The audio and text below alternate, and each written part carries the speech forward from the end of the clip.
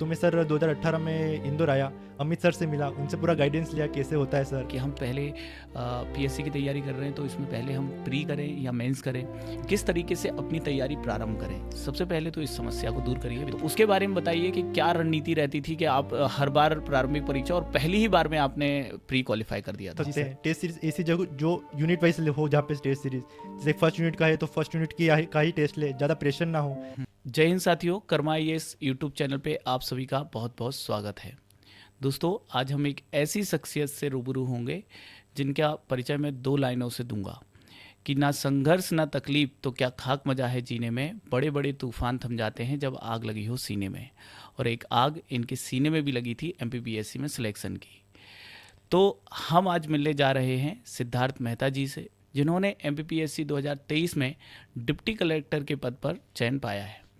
दोस्तों, ये रतलाम ज़िले के रहने वाले हैं और इनसे हम जानेंगे कि इनके संघर्ष की कहानी क्या रही है और सिलेक्शन तक का सफ़र कैसा रहा है। तो आप सब इस पूरे वीडियो को देखिएगा क्योंकि इसमें आपको बहुत महत्वपूर्ण जानकारी मिलने वाली है। सिद्धार्थ जी, आपका कर्मा आईएएस में बहुत बहुत स्वागत है। सर थैंक यू सर, बहुत बहुत धन्यवाद, आपने मुझे यहाँ पर आमंत्रित किया है। जी सिद्धार्थ जी, सबसे पहले तो विद्यार्थियों को ये बताएं कि आप कहाँ के रहने वाले हैं जी और आपके घर में कौन कौन है, पिताजी क्या करते हैं जी और आपकी प्रारंभिक शिक्षा कहाँ से हुई है। जी सर, मैं रतलाम ज़िले के रावटी तहसील का निवासी हूँ। मेरी प्रारंभिक शिक्षा जो है वो रावटी से ही हुई है और मैंने 10th और 12th रतलाम में रहकर की है।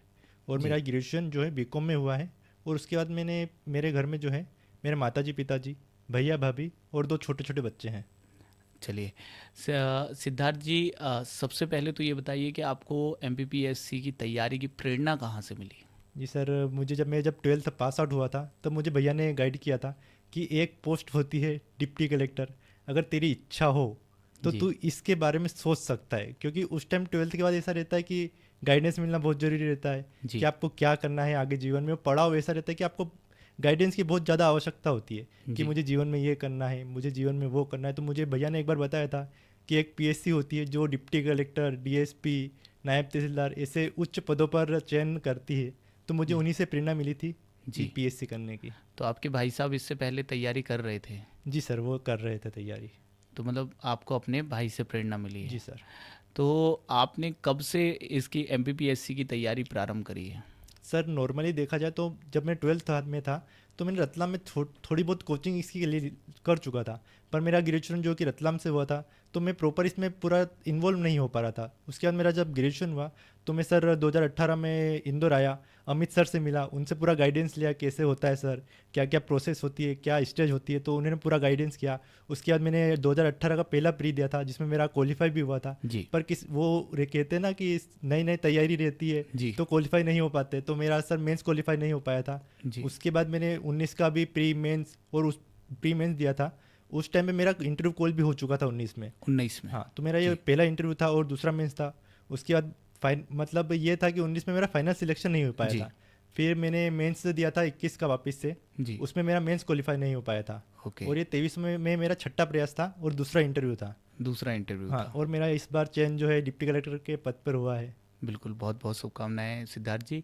सिद्धार्थ जी, सबसे पहले तो विद्यार्थियों को ये बताएं कि जब हम तैयारी करना चालू करते हैं एमपीपीएससी की, जी क्योंकि बहुत सारे विद्यार्थियों के दिमाग में यही प्रश्न होता है कि हम पहले पीएससी की तैयारी कर रहे हैं तो इसमें पहले हम प्री करें या मेंस करें, किस तरीके से अपनी तैयारी प्रारंभ करें। सबसे पहले तो इस समस्या को दूर करिए, विद्यार्थियों को बताइए। जी सर, अगर उनका टारगेट, बच्चों का टारगेट अगर पीएससी करना ही है तो ग्रेजुएशन के साथ ही तैयारी स्टार्ट कर सकते हैं।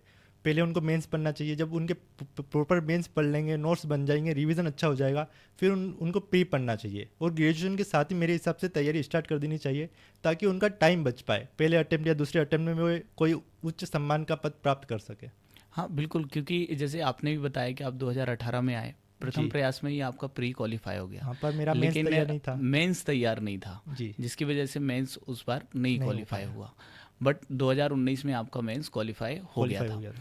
तो बिल्कुल, यानी कि विद्यार्थियों को जब तैयारी प्रारंभ करें तो आफ्टर 12th ही प्रारंभ कर देनी चाहिए और मेंस की तैयारी, मेंस की तैयारी स्टार्ट करनी मेंस चाहिए का सिलेबस पहले कवर करना क्योंकि चाहिए। मेंस का सिलेबस लेंदी भी होता है और बड़ा भी होता है। जी। और उसमें तब समय मांगता है। अगर आप सोच रहे हैं कि प्री के पढ़ने के बाद मैं 3 महीने में मेंस कर लूँगा, जी। या कर लूँगी तो थोड़ा मुश्किल हो जाता है। तो क्या यदि मेंस पहले हो जाए, यदि मेंस कर लें तो 3 महीने में प्री हो जाएगा? जी बिल्कुल आराम से हो जाएगा, आधा सिलेबस तो आपका मेंस से ही प्री का कवर हो जाएगा। मतलब यदि आप मेंस करते हो तो प्री की आधी से ज़्यादा तैयारी तैयारी तो हो वहीं जाएगी। हो जाती है। जी सर। कुछ ही सब्जेक्ट होते होंगे जो कुछ ही प्री सब्जेक्ट में होते हैं। पढ़ने रहते जी। होंगे।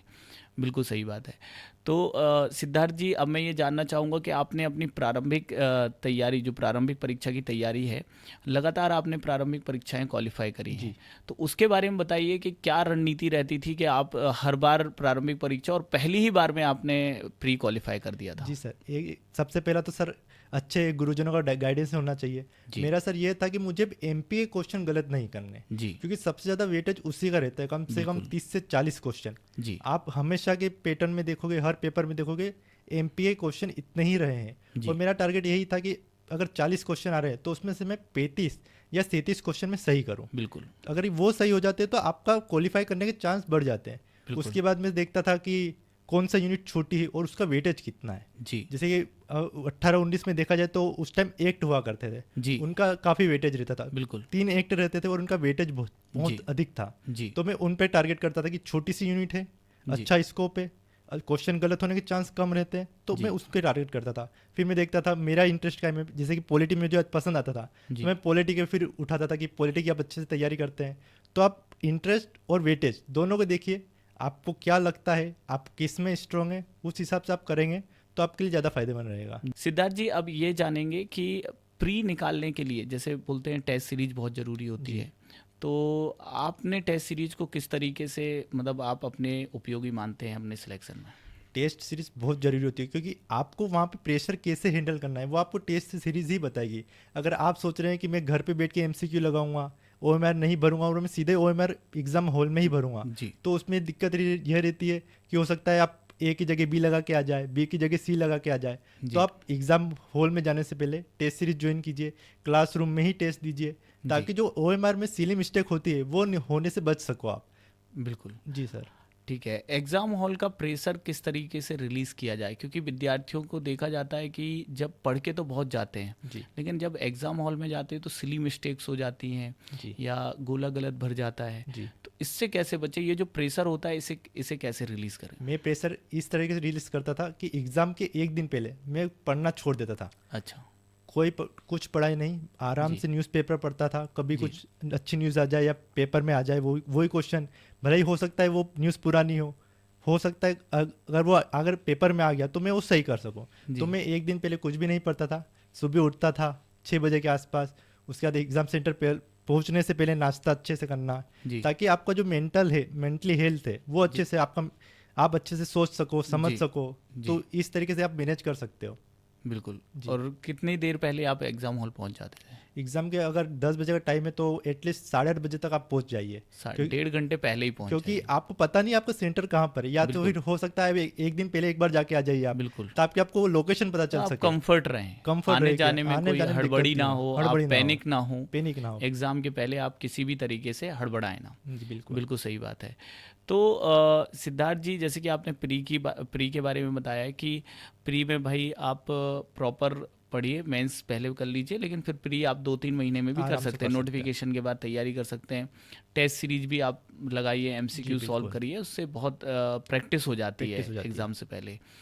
इसके बाद यदि प्री क्वालिफाई हो जाता है तो हम जी। जब मेंस की तैयारी कर रहे होते हैं, जी। तो मेंस की तैयारी में किन बातों का ध्यान रखें, किस तरीके से, चूंकि सिलेबस इतना बड़ा है, उतने बड़े सिलेबस को कैसे कवर करें, जी। किन बातों का ध्यान रखना चाहिए? जी, आप एक बार सिलेबस अच्छे से देखिए, आपको आपकी जो स्ट्रॉन्ग पॉइंट है उनको अच्छे से देखिए, जी। उन पे काम कीजिए। और मेरे हिसाब से लास्ट के 3 पेपर जो रहते जी। हैं वो काफ़ी स्कोरिंग रहते हैं, तो उन पे अच्छा फोकस कीजिए, उनकी अच्छे से नोट्स बनाइए, उनकी अच्छे से तैयारी कीजिए। फिर आप टेस्ट सीरीज ज्वाइन कर सकते हैं। टेस्ट सीरीज ऐसी जगह जो यूनिट वाइज हो, जहाँ पे टेस्ट सीरीज जैसे फर्स्ट यूनिट का है तो फर्स्ट यूनिट का ही टेस्ट ले, ज़्यादा प्रेशर ना हो, ताकि आपकी जो तैयारी है वो डीप में हो सके।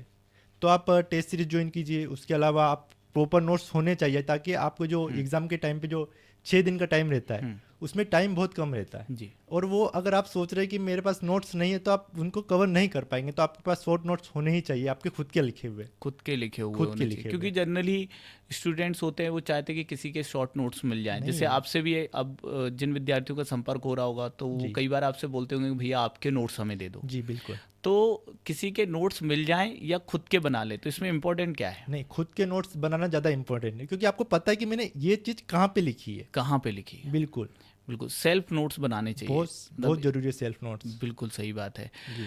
आपने अपनी तैयारी के दौरान कौन सी वो आदर्श बुकें थी जो, क्योंकि ये विद्यार्थी कमेंट करने वाले हैं कि सर कुछ जी। आदर्श बुक्स हमें बता दीजिए, जी। तो आदर्श बुकें कौन सी थी जो आपने फॉलो करी?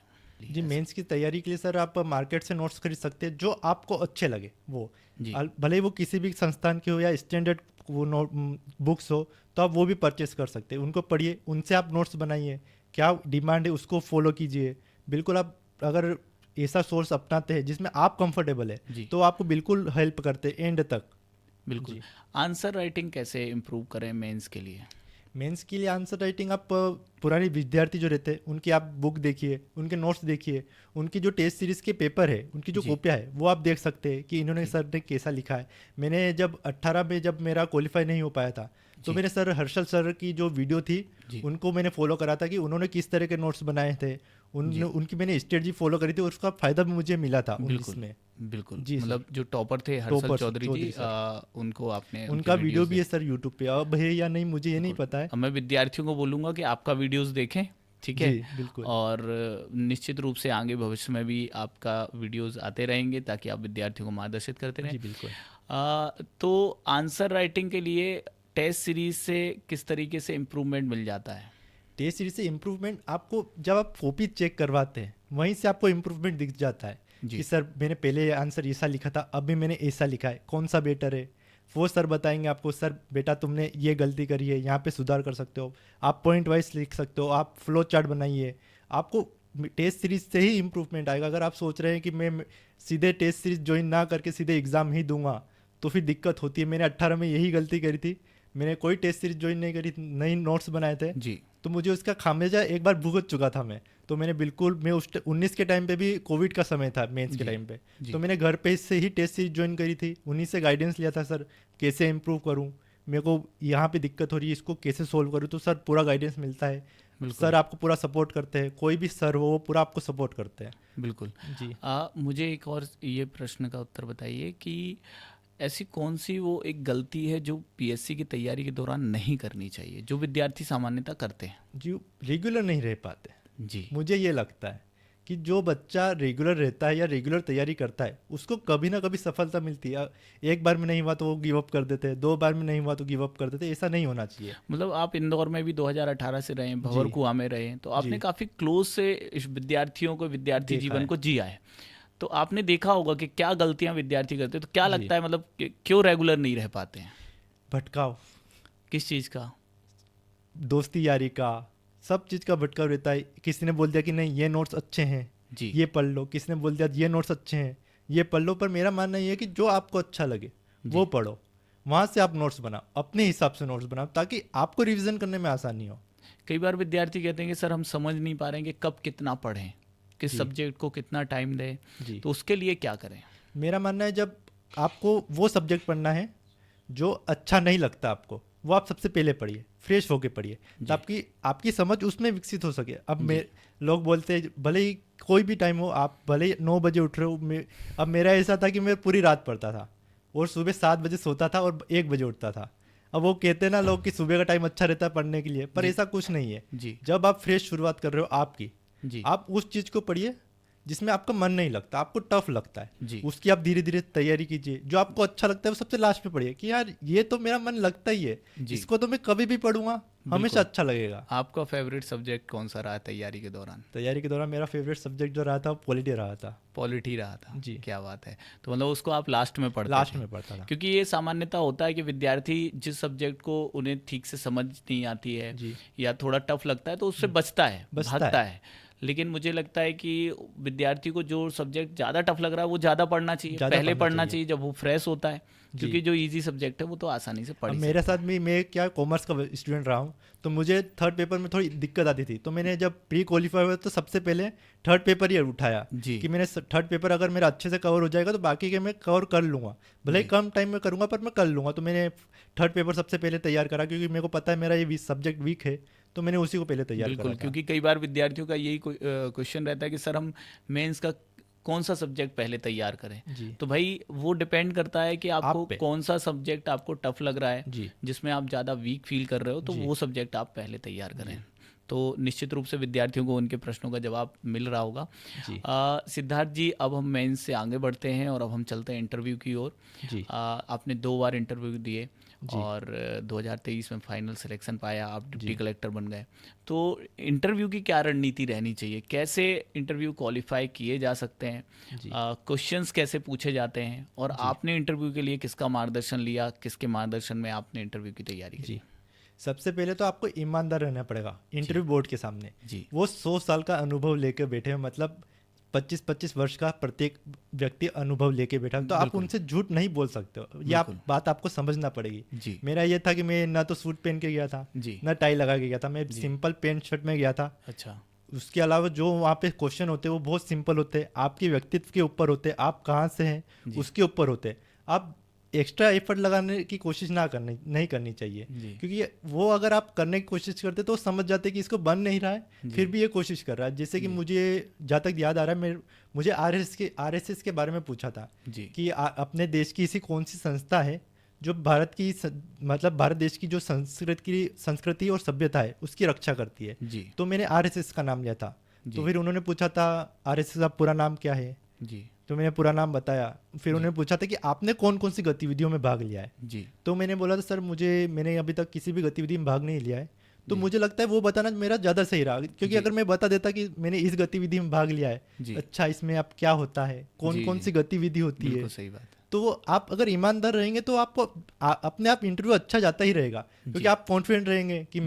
मैंने तो कुछ झूठ बोला ही नहीं है। बोला ही नहीं है। अब वो क्वेश्चन चेंज कर देंगे। अगर आपने अगर बोल दिया कि नहीं मैंने आरएसएस में कभी भाग नहीं लिया है, तो समझ गए कि नहीं पता होगा, इनको जानकारी नहीं होगी, तो वो दूसरा बिल्कुल। टॉपिक स्टार्ट कर देते हैं। बिल्कुल सही बात है। बिल्कुल। तो आपको इंटरव्यू का मार्गदर्शन किससे लिया आपने, किसके मार्गदर्शन में इंटरव्यू को मैंने सबसे पहले तो सर मैं अमित सर से मिला था। इंटरव्यू के मेंस की रिजल्ट के दूसरे दिन ही मैं सर के पास आया था, जी सर मेरा क्वालिफाई हो गया है, मेंस मेरा इंटरव्यू है। बिल्कुल। तो फिर सर ने मुझे मतलब गाइडेंस करा दिया था। जी उन्हीं ने मुझे बताया था कि ऐसे तैयार करना है, कुछ ईमानदारी तो पूरी रखना है, क्योंकि वो अनुभव उनके सर के पास रहता है, जी तो वो अनुभव का अपने को प्रयोग करना है। बिल्कुल। बिल्कुल।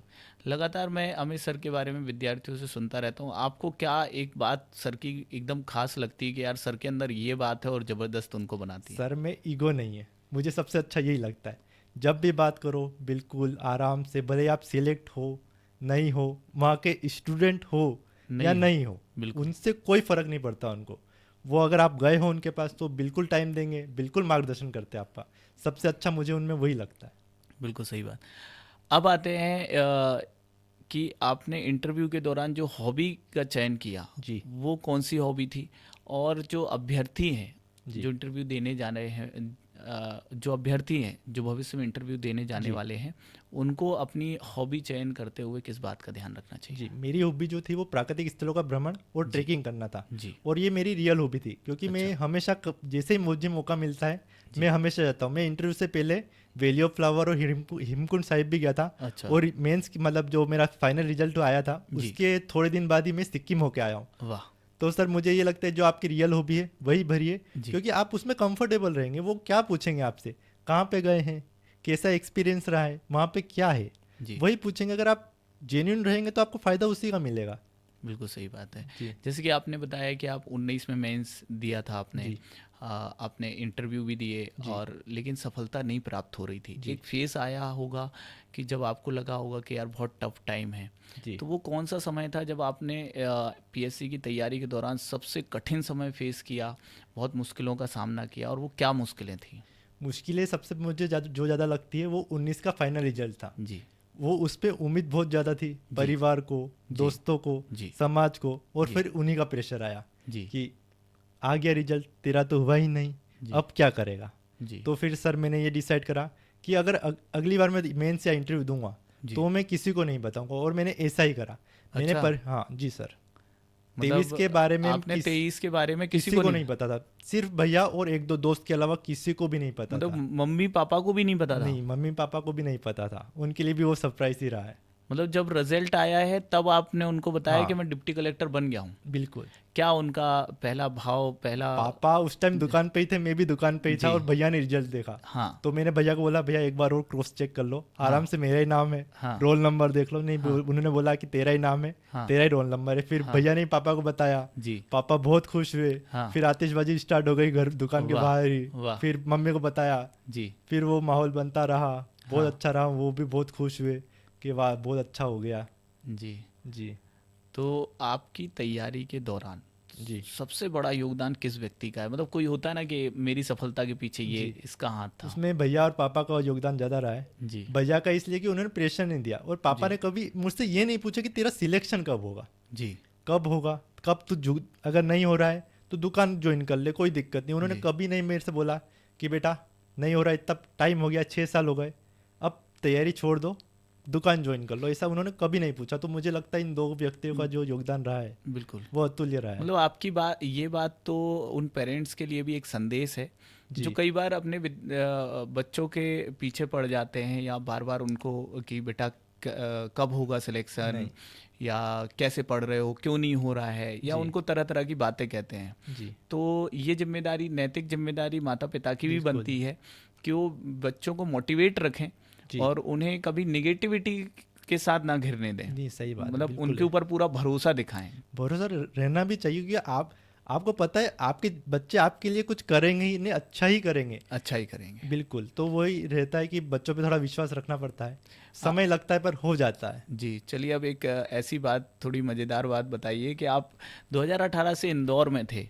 जी तो इंदौर के बारे में कहा जाता है कि यदि विद्यार्थी इंदौर आते हैं तो भटकाव बहुत है यहाँ पे। जी ठीक है, नाइट कल्चर रहा, ये बहुत सारी ऐसी चीज़ें रही। जी तो आप अपने आप को कैसे संयमित रख पाए? आपका फ्रेंड सर्कल कैसा था, उसके बारे में थोड़ा जी बताएं। मेरा फ्रेंड सर्कल जो था वो बहुत ही सीमित था, जो तैयारी करते थे उन्हीं जी। का साथ रहा है। जी उनमें से अधिकतर का सिलेक्शन हो चुका है। 2022 में मेरे एक दोस्त रोहित लोधी का जो है वो अभी जी डीसी बने हैं। जी 2023 में मेरे साथ में जी शुभम राय जो है वो सहकारिता विस्तार अधिकारी बने हैं। जी मतलब लगभग कोई असिस्टेंट प्रोफेसर बना है, मतलब लगभग हमारे सबके ग्रुप में सबका ही चयन हो चुका है। बिल्कुल। मतलब मैं ये चीज़ तीसरी बार सुन रहा हूँ कि हमारे जो ग्रुप है, हम जिस जी। ग्रुप के साथ थे, हमारे जो ग्रुप के लोग थे, वो लगभग सभी चयनित हो रहे हैं। बिल्कुल। तो ग्रुप स्टडी का क्या महत्व है?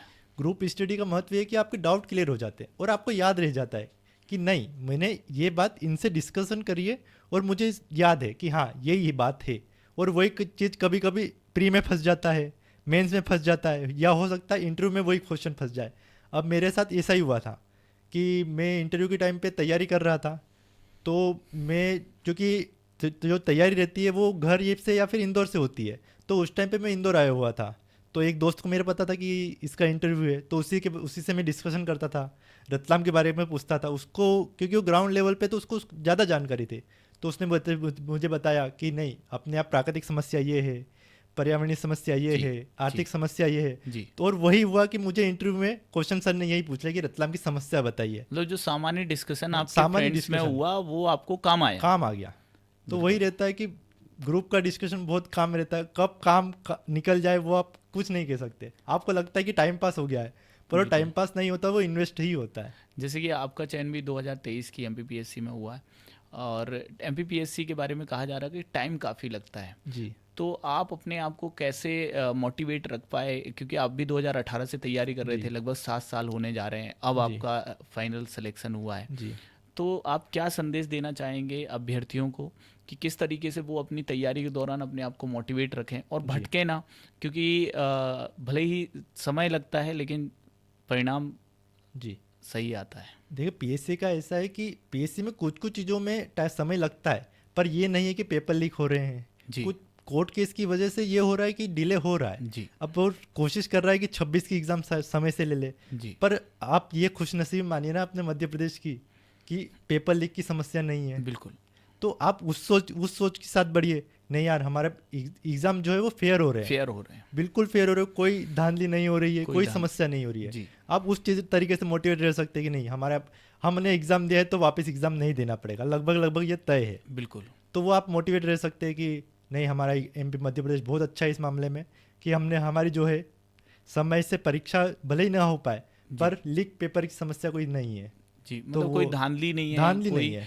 ऐसी चीज नहीं है। यदि आप मेहनत करते हो, समय लग रहा है, लेकिन परिणाम आपको। और आयोग धीरे धीरे इसमें सुधार कर ही रहा है, जैसे कि जी अभी डेफ में अब लोगों का कहना था कि जो इंटरव्यू के समय है वो कास्ट का थोड़ा रह जाता है, जी तो अब कास्ट सिस्टम ही आयोग ने समाप्त कर दिया है। तो बिल्कुल। आप ये खुशनसीबी समझिए कि आयोग जो है वो अपनी समस्या को समाधान करने का प्रयास कर रहा है, निष्पक्ष हो रहा है। निष्पक्ष हो रहा है। बिल्कुल सही बात है। जी तो अंत में विद्यार्थियों को क्या कहना चाहेंगे कि किन बातों का और ध्यान रखें वो, ताकि जी। उन्हें भी अपने जीवन में और एमपीपीएससी में सफलता प्राप्त हो सके? सबसे पहले तो लगातार तैयारी करते रहिए, अच्छे से तैयारी करिए, और धैर्य सबसे जरूरी बात जो होती है, बच्चों में धैर्य धीरे धीरे अब कम हो रहा है जी कि नहीं एक बार हो गया, दो बार हो गया, अब तीसरी बार नहीं देते। पर जी। वो ये कहते हैं ना कि एक व्यक्ति का कभी ना कभी अच्छा समय आता है, उस बिल्कुल। अच्छे समय का इंतजार करिए। जी अब अगर आप लगातार असफल हो रहे हो तो आप देखिए कि कहाँ पे मेरी कमी रह रही है। जैसे कि मुझे अच्छे से ध्यान में कि मेरा 18 का इसीलिए नहीं निकला कि मैंने मेंस पढ़ा ही नहीं था, जी 19 में मैंने उसी पे काम करा, तो किसी कारणवश उसमें फाइनल नहीं हो पाया, तो मुझे और देखा कि कहाँ कमी रह रही है। तो मैंने 23 में थर्ड पेपर मेरे को लग रहा था कि हो सकता है मेरा वीक हो, तो उस पर मैंने अच्छे से काम करा, तो आज परिणाम आपके सामने ही है कि मैं डिप्टी कलेक्टर बन चुका हूँ। बिल्कुल सही तो बात है। आपको लगातार तैयारी करनी है, धैर्य के साथ तैयारी करनी है, और अपनी जो कमियां हैं उसको देखते रहिए, कहाँ पे मुझे कमी रह रही है वो देखिए, अच्छे से उसको दूर कीजिए, उसके बाद आगे बढ़िए। सिद्धार्थ जी, ये बताइए, जब हम तैयारी करते हैं तो कितना ज़रूरी होता है कि हम उसको अपने तक रखें? जी। और बहुत कई बार होता है कि बहुत लोगों को सामाजिक रूप से उसका प्रचार हो जाता है, तो उसका भी जी। हमारे ऊपर दबाव रहता है। बिल्कुल दबाव रहता तो है। इस बात को आप किस तरीके से लेते हैं? जी सर, जो अपनी योजना है, जो आपकी प्रिपरेशन है, वो आप तक, आपके माता पिता, भाई बहन और चुनिंदा एक या दो दोस्त, उन्हीं तक सीमित रहना चाहिए। जी क्योंकि जब आप एक या दो प्रयास में सफल नहीं होते हो जी तो समाज का दबाव आप पर बहुत अधिक बढ़ जाता है। जी वो आपको ताने मारेंगे, और बेटा कलेक्टर साहब क्या जी। हुआ, इतनी तैयारी कर रहे हो अभी तक हुआ नहीं, जी। कब तक करोगे। जी तो वही है, मैंने भी यही सीखा था 19 के इंटरव्यू के बाद। जी मेरे इंटरव्यू 19 का जब मेरा इंटरव्यू कॉल हुआ था, जी मैं बहुत खुश था, मैंने सबको बताया, जी पूरे परिवार में, समाज की, कि बिल्कुल। मेरा इंटरव्यू है। बिल्कुल। तो जब मेरा सिलेक्शन नहीं हुआ तो उन्हीं के ताने मुझे वापस मिले हैं। जी तो मैं वही कोशिश मैंने 23 में यही कोशिश करी कि मुझे किसी को नहीं बताना है, और जी। उसी का परिणाम था कि मुझ पे वो प्रेशर नहीं था कि बिल्कुल। अगर सिलेक्शन हो गया तो अपन बता देंगे, अगर जी। नहीं हुआ तो तो कोई अपने तक ही वो बात अपने सीमित तक है। रहेगी। तो वही बात है कि आप अपने तक रहिए, कुछ चुनिंदा 4 से 5 लोगों का आप बताइए कि हाँ मेरा ये हो, खुद पर ये विश्वास खुद रखिए। पे विश्वास रखिए। बिल्कुल।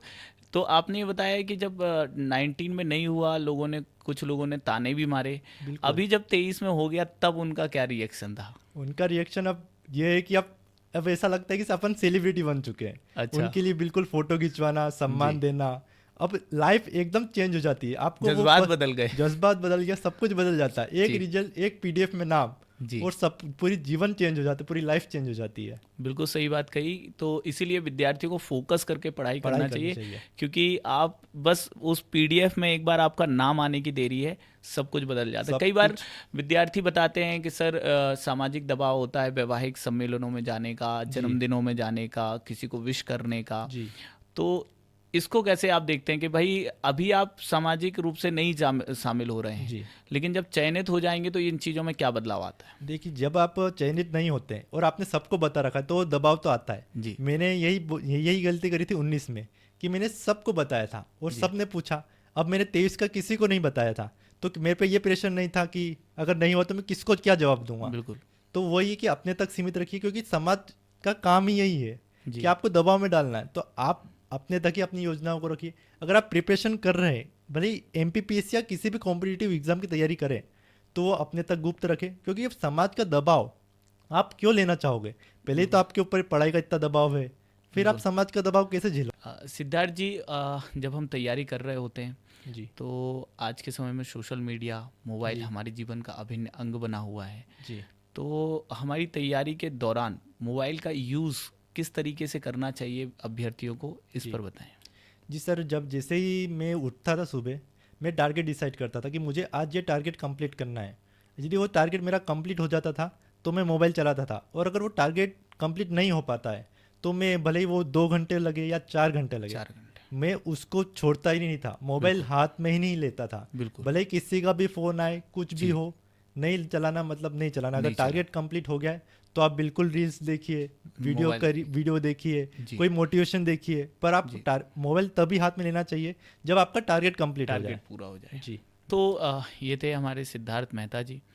जैसे कि आपने देखा, उन्होंने बताया अपने पूरे जीवन में किस तरीके से उन्होंने कठिनाइयों का भी सामना किया, परिस्थितियों का भी सामना किया, लेकिन पारिवारिक सपोर्ट, अपने भाई का और पिताजी का जो उन्हें समर्थन मिला, उसकी वजह से उन्होंने अंतिम चयन प्राप्त किया और डिप्टी कलेक्टर बने हैं। तो आप भी इन्हीं बातों का ध्यान रखिए अपनी लाइफ में। और सबसे महत्वपूर्ण बात जो उन्होंने बताई कि आपको निरंतर रहना है, यानी कंटिन्यूटी बना के रखना है, ब्रेक नहीं करना है। समय ज़रूर लगता है एमपीपीएससी में, लेकिन आपकी मेहनत जाया नहीं जाएगी। आपको सही समय का इंतज़ार करना है, आपका चयन ज़रूर होगा। तो आप पढ़ते रहिए, मेहनत करते रहिए, कर्मा आईएएस के साथ जुड़े रहिए। यदि आपको वीडियो अच्छा लगे तो लाइक करिएगा, और कमेंट करके यदि कुछ पूछना चाहते हैं सिद्धार्थ जी से तो आप हमें कमेंट भी कर सकते हैं। मैं सिद्धार्थ जी तक हम वो कमेंट पहुंचा देंगे, और उनका जो आंसर होगा वो भी हम आपको बता देंगे। और इसी तरीके के पॉडकास्ट के लिए हमारे साथ जुड़े रहिए। जय हिंद, धन्यवाद।